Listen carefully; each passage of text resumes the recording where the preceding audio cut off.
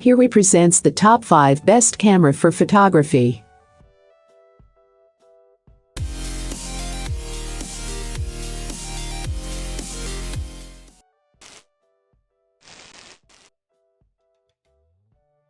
Starting at number 5. Panasonic LUMIX G7. I like the Panasonic LUMIX DMC G7 a lot more than I expected. The G7 brings the company's mid-range line of enthusiast and family-oriented interchangeable lens models up to date with features like 4K UHD video, and the company's most recent autofocus and image processing systems.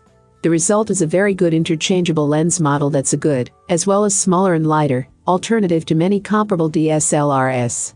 Its photo and video quality is quite good for its price class, especially if you spring for something a bit better than the kit lens. Photos have somewhat better than average dynamic range for a 4/3 size sensor, colors are quite accurate, and its low-light JPEG photos remain decently detailed through ISO 1600. If you process RAW, you can get even more detail out of the low-light photos, though like most of its competitors you still lose a lot of highlight and shadow detail as light drops and ISO sensitivity setting rises. Overall, the G7's performance is up to whatever most families and travelers may throw at it. It takes a middling 0.6 seconds to wake up and shoot. That's more than twice as long as the similarly priced Nikon D5500, for example. Slow startup is one of the few remaining drawbacks for mirrorless cameras in comparison to DSLRs. Panasonic's autofocus system is pretty fast, as is the 14 to 42mm kit lens we tested with.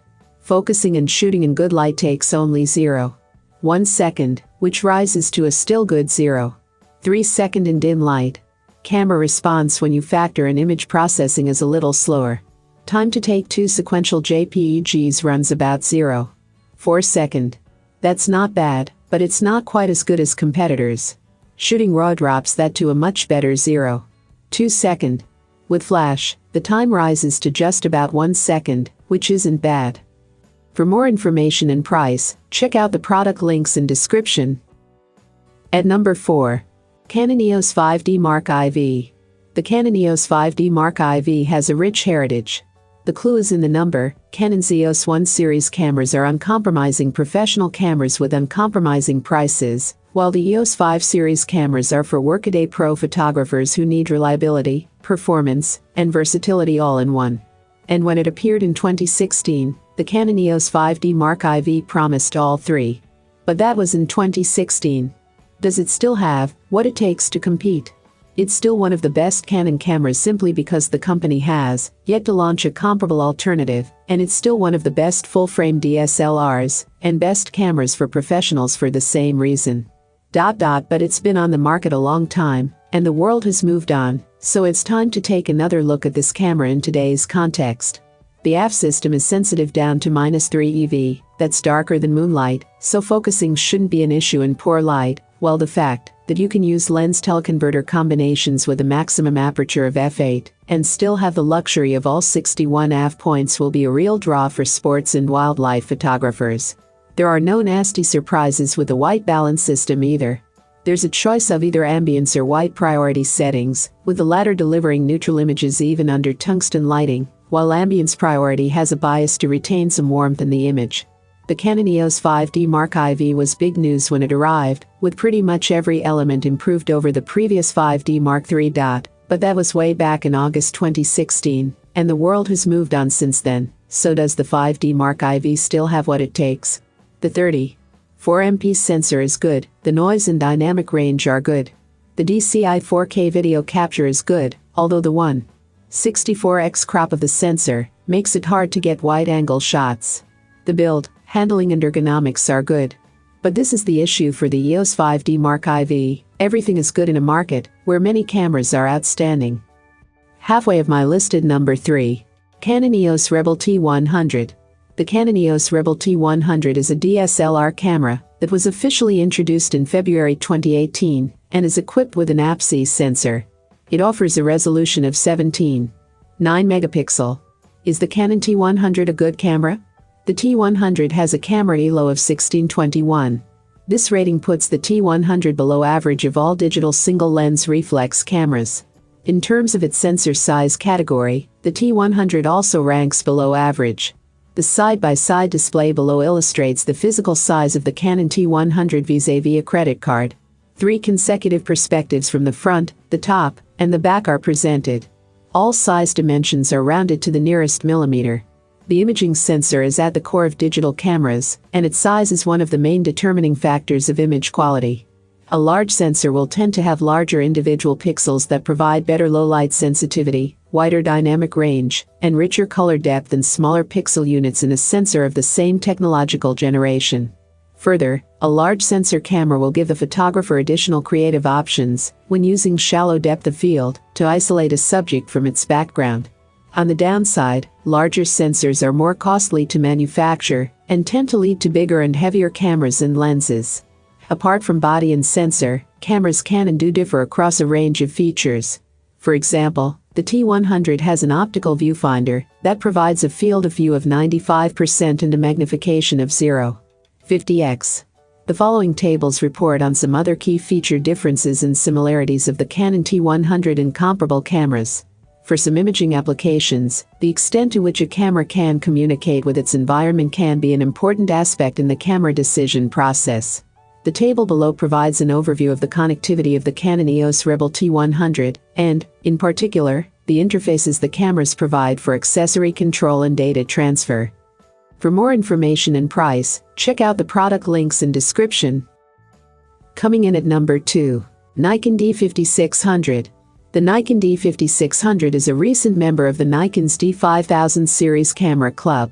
The D5600 is one step up from the entry-level Nikon D3500, filling the space between that model and the more enthusiast and pro-orientated D7200, D7500 and D500.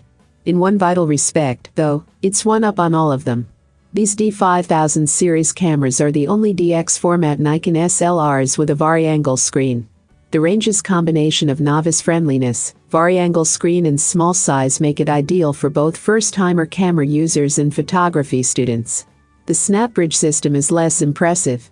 It worked fine, if slowly, with an Android smartphone, but the iPhone operating system insists you select a Wi-Fi connection manually. The D5600's autofocus, white balance and exposure systems worked well. Most of the time you can leave the camera to work out the correct settings, and it'll do it reliably.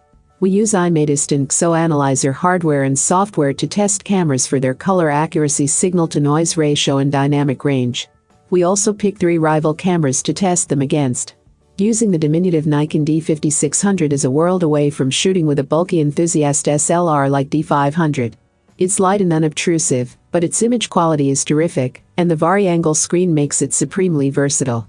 Now that this DSLR is getting on in age, it is really a matter of ensuring that you buy this at a decently discounted price. And number 1. Canon EOS 4000D. The EOS Rebel T100 is Canon's latest stripped-back entry-level DSLR, and while the naming convention may suggest otherwise, it sits below the also-new EOS Rebel T7 EOS 2000D in Canon's range. Until now, the EOS model line designated by 4 digits has been Canon's no-frills entry-level DSLR. Until recently the 2000D held that dubious honor, but Canon obviously thinks there's room for another camera that trims the fat even more, and, confusing nomenclature aside, the EOS Rebel T100 EOS 4000D is the result.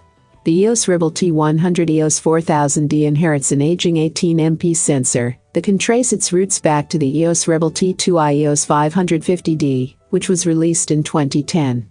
The latest tech this is not. It's a similar story with the Digic 4 Plus image processor used in both the EOS Rebel T100 EOS 4000D and EOS 2000D. To put it in perspective, we're now onto the 8th iteration of Canon's Digic processor, although the latest EOS DSLRs are using Digic 7 chips. Native sensitivity remains the same at ISO 106,400, expandable up to 12,800. The autofocus system is also pretty dated. It's the modest 9-point system that has been in Canon's arsenal since 2009.